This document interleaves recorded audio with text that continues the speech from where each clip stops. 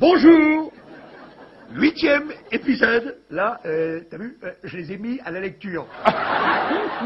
Ils étaient en larmes tout à l'heure. C'est pour ça que je leur ai mis un nez rouge. Ça va mieux, hein? D'accord, regarde, là, d'accord, tranquille. Donc je vais pouvoir vous parler donc de la version troublante à propos des pirates de l'air. Alors, là, il y a un truc étonnant, c'est que des fois, même les Américains, des fois, ils mettent des années à trouver qui c'est qui a fait le coup.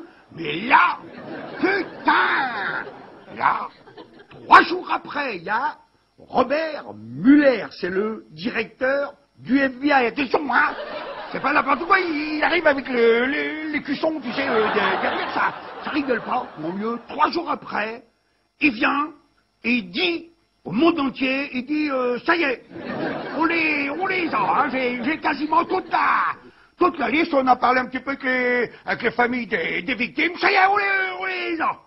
Ils sont 19, tu sais, ils avaient tout, hein, les noms, les prénoms, les 19. Ça, c'est super troublant, j'ai trouvé comme ça, aussi vite, tu vois, les 19 pirates de l'air. Alors, ce qui est encore plus troublant, c'est qu'à l'époque, quelques semaines après, il y en a, ils disent, attends, mais moi je suis pas un pirate de l'air, je suis vivant. Là, il y en a, ils travaillent, je sais plus où, là, au Maroc, l'autre, ça, c'est emmerdant parce que, en 2004, 3 ans, si tu veux, plus tard, il y a toujours les 19 pirates. Ils ont pas bougé, hein, ouais, ils ont été là le premier jour, ils sont là jusqu'au dernier jour. Alors, le truc super troublant, c'est pour ceux qui les ont fréquentés et qui ont témoigné en montrant leur visage, hein, et en donnant leur nom, leur prénom, tous, hein, ils disent que c'était des pilotes vraiment de piètres pilotes, quoi, très très incompétents, incapables de faire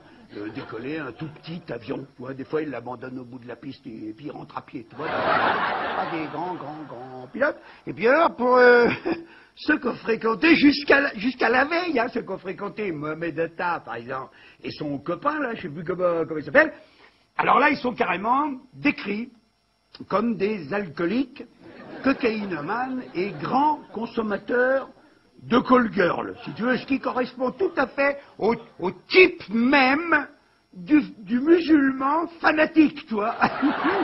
C'est-à-dire que la veille, hein, de s'offrir à Dieu, donc en martyr, toi, il se saoule la gueule, toi, oui, limite à presque le louper, l'avion du homme. Alors moi, toi, moi je trouve que c'est quand même des pirates super troublant, toi. Ah, je m'y connais pas beaucoup en pirate de l'air, mais enfin, c'est du pirate troublant ou pas ça? Hein? Donc, voilà, parce que moi, je sais, par exemple, la veille de mon Stade de France, c'était une journée super importante, toi.